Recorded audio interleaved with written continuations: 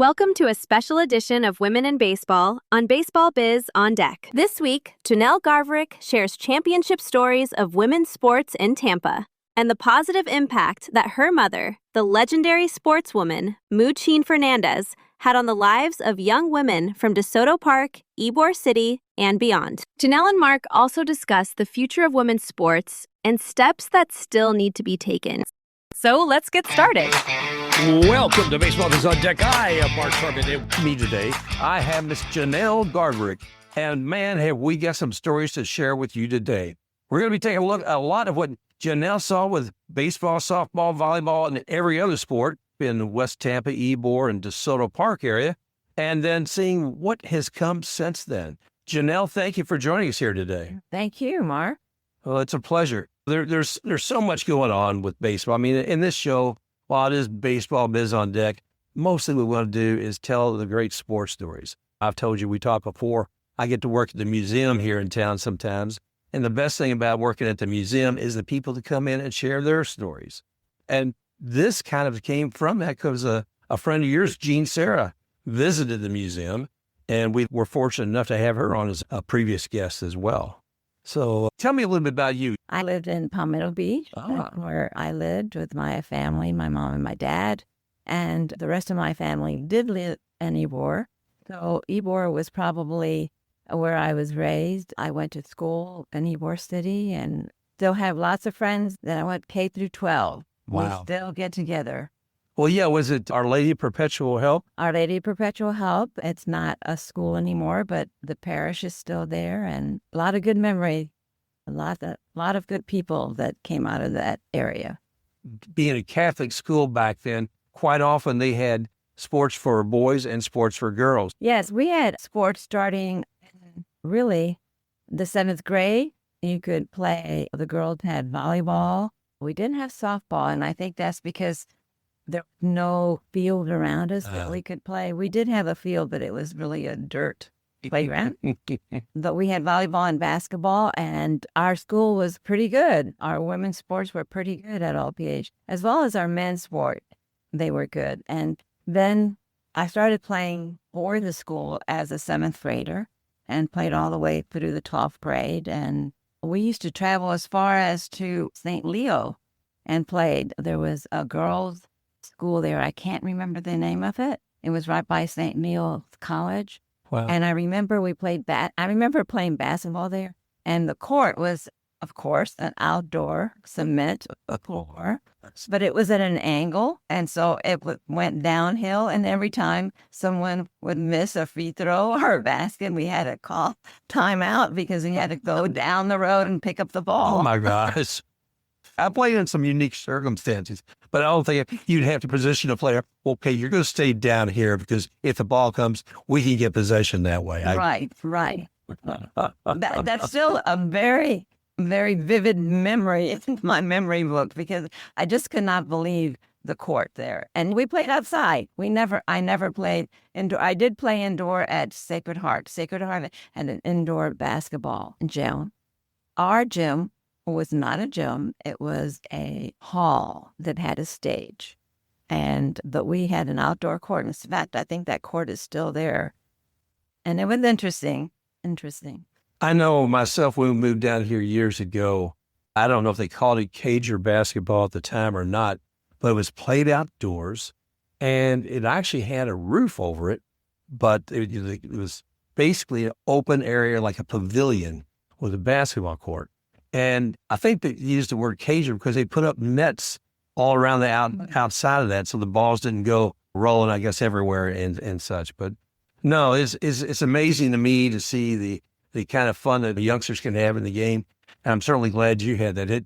When you were seeing all this going on, what brought you into sports? Was it friends? Was it family? Was it just excitement in the neighborhood? What brought you into sports? Well, it was my mom. My mom was really a sports person from very young. She played a lot of sports and did very well at it. And I grew up just playing on a playground at the age of probably 6 years old. I started playing playground city things. And from there, then I went into high school and started playing and continued playing city rec ball because the playgrounds in Tampa, that area, and I'm sorry, I don't know how it is now, but was very competitive. They had a number of playgrounds, and you competed against each other. You actually went to other playgrounds to compete, and you had championships. I mean, you could be the champ of softball league for that season, or a basketball champ, a playground basketball citywide. It was called Citywide Championship. Oh, wow. And it was really, really fun. And from there, like I said, then I started playing for my school. We didn't have a lot of players at OLPH. So for some reason, our teams were just very compact. Like, for example, we probably had 10 basketball players. Then we might have had 12 volleyball players. Wow. But they were very good. They had we had a lot of talent, and we did very well. Well, if you're winning citywide championships, I'd say, yeah, you're doing pretty well. Yeah. Now, you mentioned your mother, and it's Mochine Mercedes Fernandez. Is that right? Yes. Yes. Okay, so Mochine is how she was generally known, I believe, right? Yes. And I mean, doing my research before we even first met, I was amazed at what all this woman did. I mean, she was like a park director for DeSoto for a few decades, if I remember correctly, 25 years. 20 years. 20 years. And the impact that she made. And you and I chatted once before about trying to pull things together, because we look at travel teams and all this and what parents have to spend. But when you looked at community ball and you had those recreation from the parks, sometimes the means of certain people, you certainly couldn't afford travel ball. Well, you didn't have uniforms and the playground ball, but you did have to travel. And we traveled we traveled as far as, oh my gosh, I think it was Henry and Ola was a playground we traveled to. I don't even know if that playground still exists, but we traveled citywide. We traveled any place there was a playground and they had a team, we would go there. And my mother had a station wagon. And if she needed more cars, there were parents that would take us, and we would play after school. In the summer, we would play anytime during the day. And at the end of the summer season, we'd have a playground championship day where you would go to a playground and play all different kind of sports, from playing marble to playing baseball, softball, Wow. the boys. It was just an interesting phenomena. And it was not, there were so many children that participated. It was so much fun. It was really a fun time. I really feel when I had my children, we had our children, I always felt bad that they didn't have that experience, because I really believe that was probably one of the best times or the best ways for a child to grow up. The city of Tampa really had an excellent program for playgrounds. And I don't know what it is now, because haven't been in that area now for a long time, but it was amazing the opportunities that children had in the city at that time. Wow. I can't speak for Tampa, but I know a couple of years ago in Plant City, I was doing a little research and realizing a lot of teams that were playing on these fields, it's great. They got great grounds out there for them, several diamonds, that many of the teams were travel teams. And they were there and realizing how the money they had to spend. There is still a recreation teams that they have there, but they're probably financed as much as anything through those travel teams. And that's the thing. You were talking a moment ago about not even having uniforms per se. Now, your mom, I know, trying to get some things happening for these kids. I seem to remember there was a lot of different measures she had to take, either for equipment or. Well, my mom took a team. I think I told you this, to Havana, Cuba. In the early 1950s, I was fortunate enough to be old enough to go on that team. And my mom knew the community really well. She knew, I think, just growing up and doing all she did with sports in the community, people knew her. And they knew that the children that were in our area were children that really couldn't afford to do a lot of things. Right. And she decided she wanted to take a team of girls to Cuba. So she went out, and we got uniforms, and the people that donated, their names were on our uniform. Oh. It was very simple. It was just plain white shorts and a shirt, but their names were on our shirts. And I just read the other day, reading back on her thing, she raised $1,000 to take us. No one paid for their trip there or back. We stayed at people's homes, which was wonderful. And we stayed in a very fluent area of Havana. And we played with these girls' teams. And eventually we beat them all. And then we actually played with the boys. And we actually did very well then too. We beat them. So it was really a fun experience. These girls had probably never traveled out of Florida. Right. Most of them. And they still, when I see them, when I used to see them, when I used to come back to Tampa and we would get together, they still remember that. That was really a memory they really enjoyed. Well, that had to take a lot of planning and effort on your mom's part, I guess, especially, I mean, whether getting a place for you all to stay when you're there, transportation and the funding for that. And what year was that? I think it was, I'm not quite sure, probably in 1953. And she's raising $1,000 in 1953. Oh, come on. I salute your mother. I tell you, that just takes a certain amount of commitment and talent to make that happen. But, I mean, and that's who she was. It was interesting, too, when I'm looking at Mochine, that as much as she did helping others as a park director, she didn't stop playing sports during this time. No, in fact, she played when I was an infant all the way to probably I was 10, maybe. And the city was very good. When she at times had to leave the state to play, they would let her play. They would let her go, and they would get her a substitute a lot of times to cover her. But she did. She really loved to play. I was looking back the other day on things, and she was telling when she was named sportswoman of the Tampa area in 1963. One of her memories, she said, they asked her, what is the thing you remember most about playing? She goes, I remember the most when she got the all-state honors in basketball. And I can't remember the year of that. But then the other thing she remembered is that she was playing with a semi-pro team. And this was on the way to go to World. They went to the World Tournament in Portland, Oregon. And she said there were 3 people on base. And it was her turn to bat. And she hit a triple. And she was so excited because they won that game and they got to go to Portland.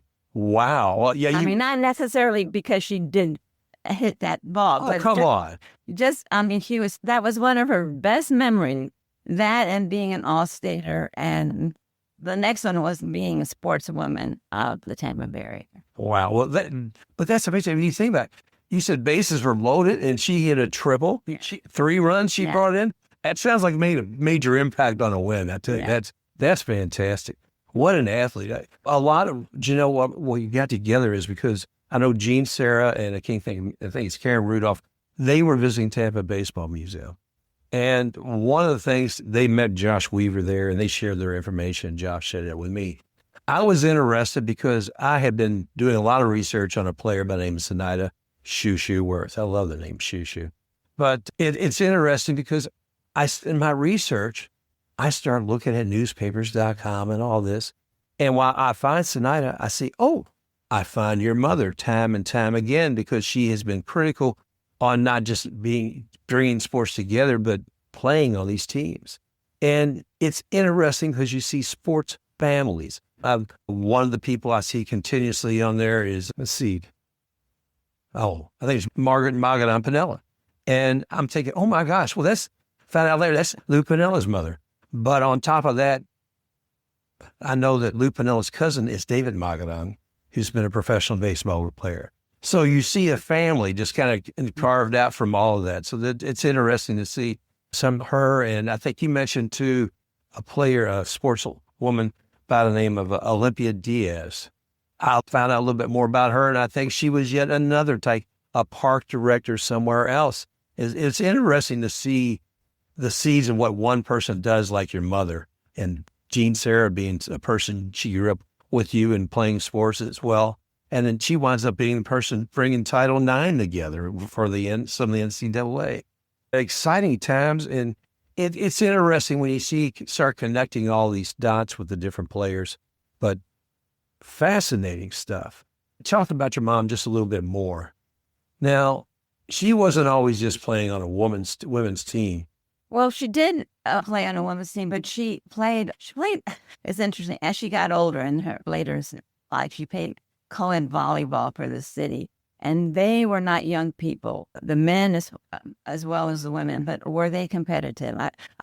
She used to take me to watch them play, and they would get up there and they would spike that ball. They were just really good. One of the things that she played when I was probably around 4 or 5, she used to play with a girls' team that used to play the old professional baseball players that would come to Florida and the Tampa area and live, and they still wanted to play baseball. And so I don't know how it got organized, but they would go on Sundays to Allang Field and play against these men, these older men, professionals.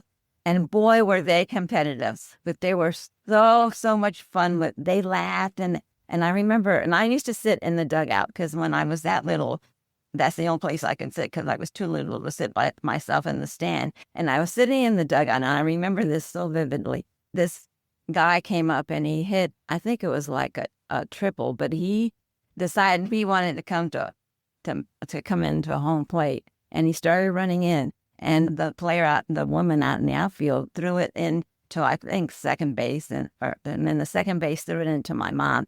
And my mom, if you knew her, she wasn't going to let you score. She hovered that base, and he came in and slid into her. I mean, he actually did, and she got him out. And then when he did this, he gave her a big hug. But that was fun. I always enjoyed going to those games because these guys were so appreciative that these ladies would play against them and that they had so much fun. That's so amazing. I think, was it like at Allang Field, I believe. But what's neat about that too is I'm thinking about your mom as a catcher, and I was thinking of as a catcher being a leader anyway, because they're the one calling the plays or what the pitcher's going to send, et cetera, and also being the person that has to protect the home plate like your mom did. And I'm always amazed at those type of athletes, and it's not surprising so many of them become managers. I mean, here in Tampa Bay, we look at Kevin Cash. Mm-hmm. He went to Gaither High School. He played with the Indians and was a catcher there. We look at historically in Tampa area, Al Lopez. Here was another catcher. But later on in life, he became a manager for the White Sox and also the Cleveland Indians, and took both those teams to the World Series. So when I think about catchers and now put your mom in that elite status, because it sounds like she was a leader in so many other ways. And it's kind of coincides, I think, with the role of a catcher. But. Yes.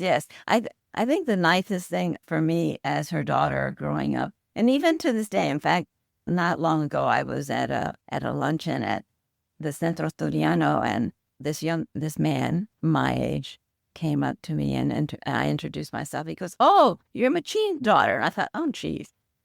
There are still people that remember her, but she really did a lot for the community, and that's what I was so proud of. She really cared for the children that she worked with, the family she worked with. Palmetto Beach was a really kind of interesting little community. Yeah. It just really, a lot of people did a lot of things together. Spicola used to live in that area. Wow. And now I think the pool that is at Palmetto Beach is named after them. He's the one that family actually put in the swimming pool and that playground.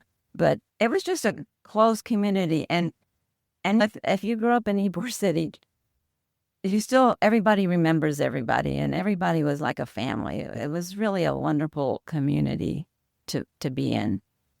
No, I think about it too. I think if I went to DeSoto Park now where that pool is, I think there's actually an arch for Spicola, noting that their contribution. Wow. Sometime I want to talk to you about the Spicola hardware. You got any time to talk about Spicola hardware? You remember that? I do. My mom played for they sponsored a softball team. Okay. But he was very good. That whole family lived right across from the park. Mm-hmm. And they also, as they got older and moved away from the area, I know that she always, if she needed anything, like if she needed, if some of the families needed food at certain times, that happened. They were very good about always giving. They were very good giving to the community. That certainly makes a difference. And it's encouraging when you see that. It doesn't always happen. So when it does, it's exciting. And the sense of community at that time, I think, was more. I remember when I was growing up, too, one thing was the parents wouldn't let me sit in the house and watch TV. And thank goodness there weren't video games at that time. But get out of the house and go outside and play. But if you have a community that already has a sense of activity and a oneness, if you will, to be out there and enjoy one another's company and do different things.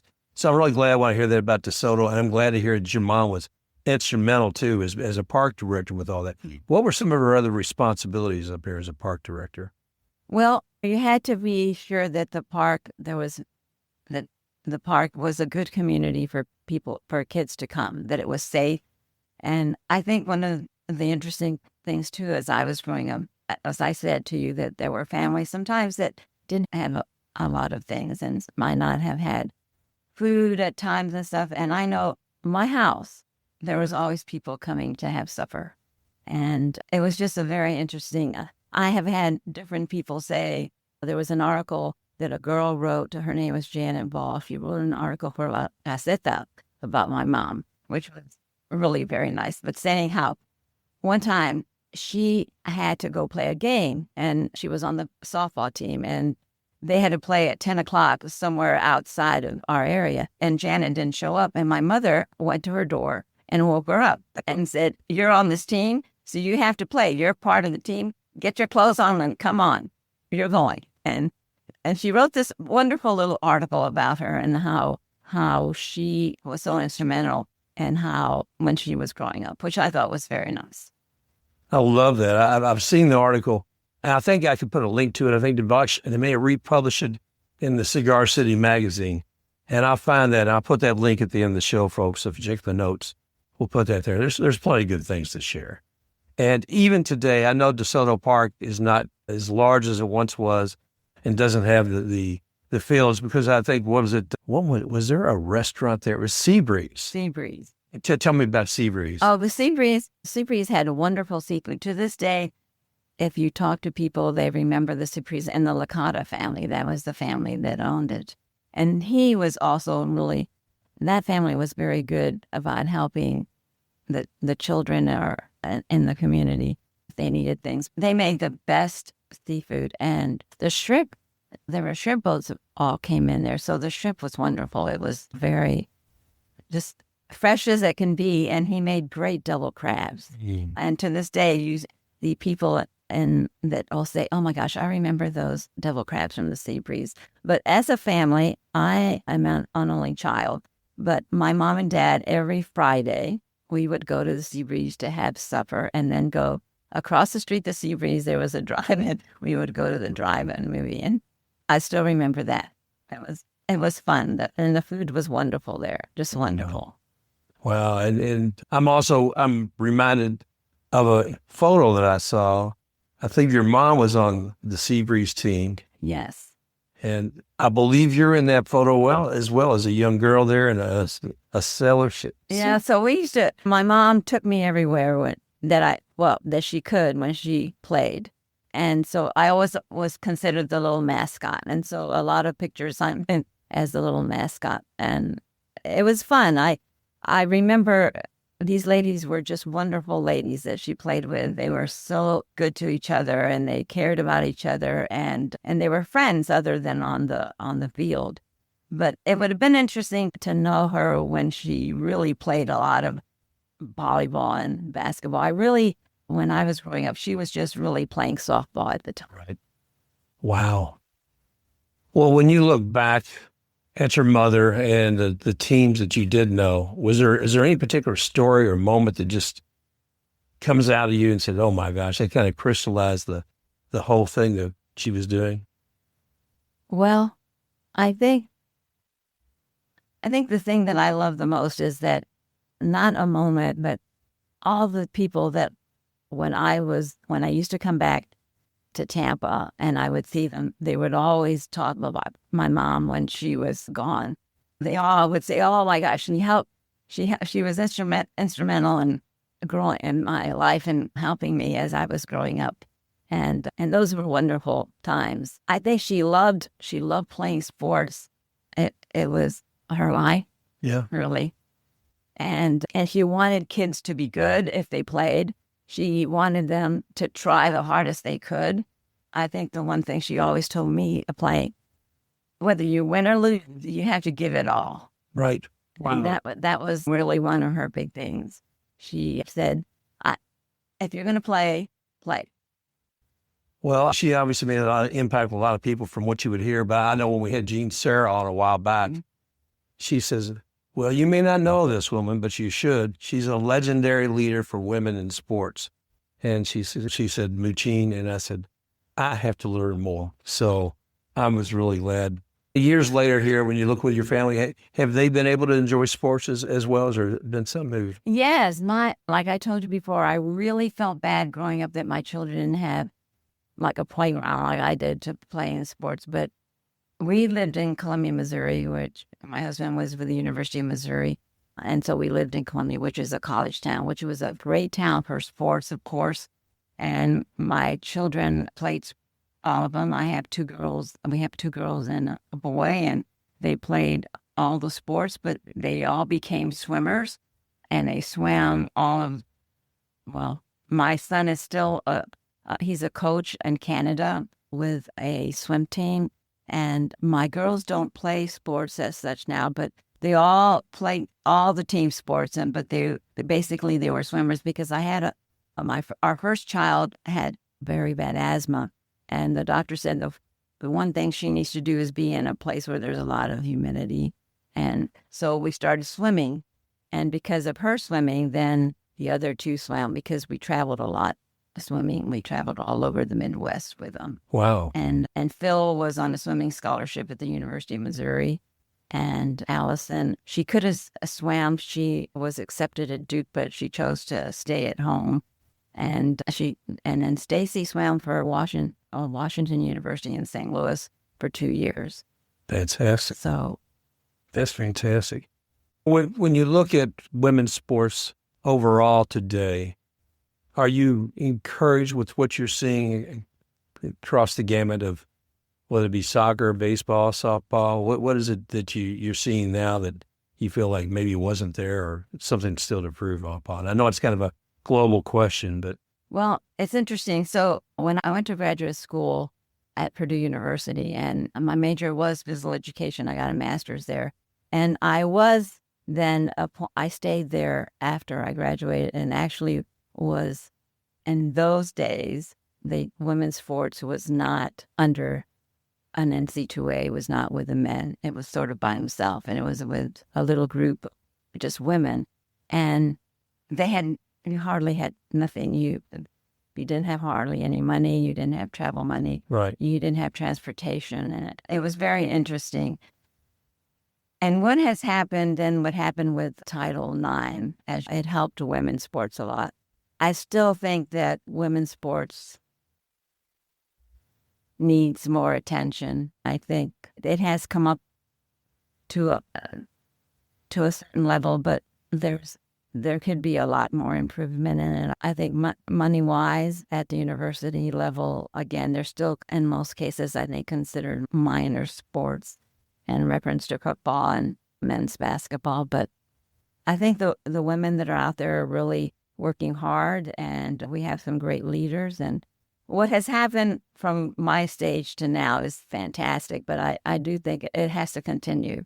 And in the professional level, I'm not very much into knowing the goings on there, but I would presume it's the same way that women just need more opportunities for being professional sports women.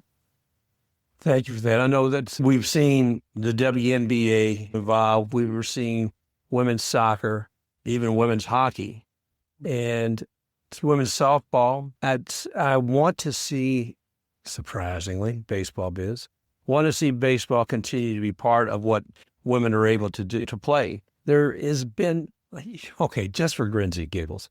I mean, the USA women's team is going to be playing up in a tournament in Rockford, Illinois, home of the Rockford Peaches from the All-Americans, boys and girls. Check it out.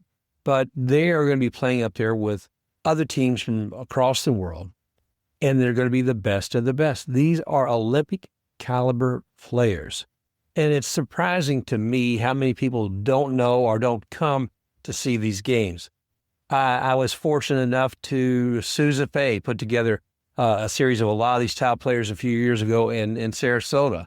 And I came in, and I know she put out the word and others, but I did not see a full stadium, far from it. And I thought, my gosh, you don't get the opportunity to see great players play. It's there, the opportunity is there, but people weren't taking advantage of it. So I think more and more people are finding women's sports something that they worthwhile going to. But I also think the sports media I think there should be more emphasis in women's sports too. Yep. I must tell you, when I was growing up, that the Tampa Tribune covered playground sports immensely. I mean, if you see all my scrapbooks of all the clippings that I have from the Tampa Tribune, you would be just amazed at all they did to bring the Tampa area knowledgeable about what children were doing in the area and reference to sports. Now we have digital, right? And so we don't have that sort of, what would you say? We don't read about that or see about that as much, except if the television or I guess, I don't know. I'm not a digital person as such, so I don't look at. The newspaper would be just one, there's be a source. I mean, now that all of us had such a multitude of options to go to, some of us look to YouTube or Facebook for sports. We look to people with similar ideas to ours for our knowledge of news and sports. But I think at a time when the local newspaper was king and queen of being able to capture the attention and share the news of that community, that was something. Yeah. And I remember even as a child, and you see a photo of a family member in there, and you brought folks over to look at that. You cut that out. You put that into a scrapbook. And it was important to celebrate the local community and all the activity we did. And I'm not saying it isn't there now, but I think sometimes it's just out like a shotgun all over the place. And it's hard to share community when there's such a variety of places where it could go. My family, my husband and I, we watch a lot of sports. We're still very much into the sporting world of watching. And you don't hear a lot about the locals, the local children, the local that go on to play, professional, but even going to universities and playing ball. And then what's the next step? Then are they going to play? You don't hear as much about it as you used to. That's just my opinion. I probably am not looking because I'm not, again, I don't go on and do a lot of social media things. So maybe that's where it is. But it's interesting because I think when I was growing up, you knew, oh, he is so-and-so, she is so-and-so. Yeah, they're going to go to one of the state schools. Oh my gosh, they got a scholarship. And it was so exciting. And you were so proud that these young kids were doing so well and were getting to do what they wanted to do at another level. Well, I'm glad you've been able to enjoy a lot of this and coming back to your mother again, to being such a pivotal character, Mochine Fernandez, to helping, whether it be families, feeding them, or helping a kid get out of bed to make sure they get to the softball game, or that they have funds to travel. And to me, that still blows my mind, the whole trip to Cuba. And were you part of the trip itself? Yes. I'd like to hear a little more about that trip. Well, it was interesting. I think there were 8 of us. And I can't remember, we must have had to get passports, and that must have been a big thing to get to go. But like I said, these girls probably were between the ages 15 and 16, or maybe 14 and 16. And I don't know how my mother got this arranged on the Cuba side, on the Havana side. But like I said, I would think that there was probably 2 of us that had ever been on a plane before from this group. And it was a big thing for these families to let these children go to Havana. I mean, just a big thing. But they trusted my mom, and my mom took a couple of parents with her. And when we got there, we stayed in homes, and they were beautiful, lovely homes. And then we played. It was interesting again because we played softball, and we played kickball, and we played volleyball. And their facilities were not, again, as good as ours. Right. But the families we were with really enjoyed having us, and they were so good to us and showed us around. And I can't remember how many days we were there, if it was like a 4-day or a 3-day situation. But I know it was just a thrill for all of us to have done that. I had the opportunity to have gone to Havana before because I had family there. But like I said, most of these girls had not. And I remember my mother when she was going out asking for funds to do this. Really and truly, I don't think she got to know anybody she asked. I think everybody was willing. Wow. I'll tell you another story that's interesting about my mom. When I was at Purdue, again, I told you I was in charge of women's sports, actually, but it was to do the recreation department because, again, women athletics was not called women athletics. And so Purdue had a rowing team, and the rowing team was part of my responsibility, under my responsibility. And they came to Tampa to row against the University of Tampa. And so I called my mom and I said, okay, this team is coming. They've never been to Tampa. So could you do something for them? Could you make a meal for them? Do something. She said, sure. So she went out, and she went out and she got all these restaurants, and I can't remember what they were, to donate food. And so they had a big picnic on the Tampa U grounds there by where the rowing is. Wow. And these kids from Purdue had never had black beans and rice, had never had Cuban bread.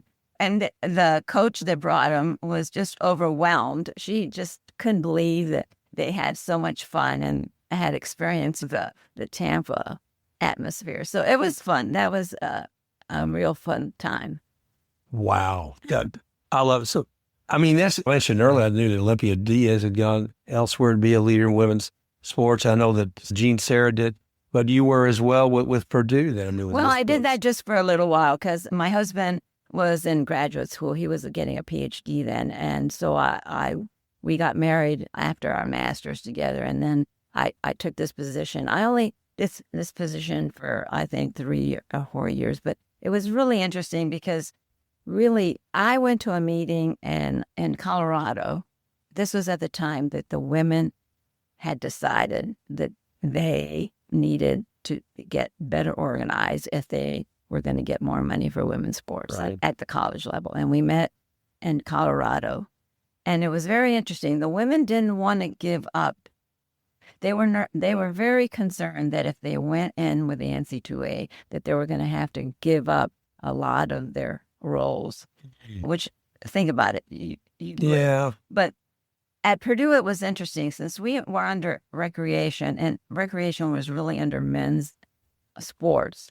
I never felt that. I felt that they gave money to us, and we did well. I mean, it wasn't like the men's sports, but it was part of a recreation. It wasn't part of like an intercollegiate at that point. Really? But we did travel everywhere, but they paid. We had money to travel, and we had money for uniforms, and we did. But they didn't. They were concerned that they were going to lose their identity if they went with the men. And the lady and I that went to this meeting, we said, I don't think that will happen. I think you'll have to fight for a lot that you'll get. But I think eventually, if you don't go that route, you're not going to get money because there's no money. There wasn't money. Well, I'm glad a lot of that has changed. I mean, it sounds like there's still work to be done. And I think the interesting thing, I know you've had Jean Sarah on your program, and that story is, I don't know what she had said, but that story was so interesting to me. So here we are graduating from a little Catholic school in Tampa, Florida, and I'm in a grocery store in Columbia, Missouri, and I see this girl, and I go, okay, is that Jeannie? And it was. We were both shopping. I then was not doing anything with sports. I was raising a family. And she was there because she became a teacher at Stevens College. And then she became head of their physical education department. And she goes, oh, come on, Genelle, teach a class. So I did teach a basketball class when my son, who was the third child, was like 10 years old or so. But then watching her progress and what she's done in women's sports has been awesome. Awesome. I mean, I was so glad that we were there when she was at the University of Missouri and became basically their first associate women's athletic director, which was incredible when we think about it. She's an amazing woman. And I was very happy that I had the opportunity to interview her. So I'll put a link at the end of this too, where folks can go back and hear that episode as well. But it struck me when one of the first things she said, I don't think we're a few minutes in the interview, and she wants to make sure that I understand about the legendary Mochine. And so it's you and your mom, I mean, have touched so many other people to, I think, enliven and bring more strength to women's sports. I mean, what she did, I probably didn't think of necessarily how that would spread out over time and even impact maybe Title IX, because people that she had been either coaching or helping or whatever were going to be instrumental in the future to make some of those things happen. And when you're thinking right now of the future and what you see in sports, are there certain things that you would like to see that new or different, or things that you want to do for that matter? What? Well, no, I would like women's sports to just get even to a higher level than it is now. And I like the women to have more opportunities. And I think it'll happen. Mm-hmm. I really do think it'll happen. It's amazing what the road is, where it is now. But I think there's just a lot more that needs to be done. And I just love watching women. I don't get to go out and watch it physically as much anymore, but I do. We are avid TV watchers of women's sports and sports altogether. The big thing is, okay, who's playing tonight, Alan? What are we watching? Well, you get to share some of those memories with some old schoolmates, I guess, here in the future. It sounds like. Yes, my Our Lady Perpetual Help is having a school reunion, and I'm all excited. It's on just in a couple of weeks. And a lot of the girls and boys that I went to school with are coming. And so I'm excited. Jean Sarah's coming. So it'll be good to see her again. And we'll see. This community is still close. It's amazing. I talk to a lot of people. I have a lot of other friends not in the Florida area. And they're always amazed. Oh my gosh, I can't believe that you still are with your girls and the boys that went to junior high school. And I said, yep, we're still there. Wow. We're all together, getting together. Well, when it comes to community sports, again, I can't thank you and your mom and everybody else who's worked with that. Anybody who's fortunate enough to even participate with sports here in Tampa owes a lot to you and certainly to Mochine. And I want to thank you for being on the show today. Thank you. I appreciate what you're doing for sports, and especially women's sports. And it's been a pleasure. I'm so glad I got to meet you. Thank you, Genelle. Thank you all again for joining us here today, and we look forward to talking with you real soon. Special thanks to Genelle Garverick for her personal story and insightful look into women's sports and the joy of growing up with her mother, the legendary Mochine Fernandez. This has been a special Women in Baseball edition on Baseball Biz on Deck. If you enjoyed this show, go ahead, like and subscribe to Baseball Biz on Deck. You may also find Baseball Biz on Deck on YouTube, iHeart, Apple, Spotify, Amazon Music, and at baseballbizondeck.com.